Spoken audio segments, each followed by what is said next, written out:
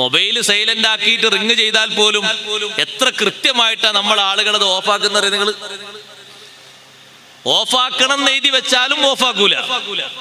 നമ്മളെ സമൂഹത്തിന്റെ ഒരു വൃത്തികേടാണത്. ഒരു 5 മിനിറ്റ് 10 മിനിറ്റ് നിസ്കാരത്തിനുള്ള ഓഫാക്കണം എന്ന് എല്ലാ പള്ളിയിലും ഉണ്ട്. എത്ര ബോർഡാണുള്ളത്? 1, 2, 3 അനുസരിക്കൂല. ഇൽമുള്ള ആൾക്കാർക്ക് വേണ്ട ഒരു ലക്ഷണമല്ല അനുസരണം എന്ന് പറഞ്ഞ് അനുസരിക്കൂല. എന്നാ പിന്നെ ഒരു സ്വസ്ഥത ഉണ്ടോ?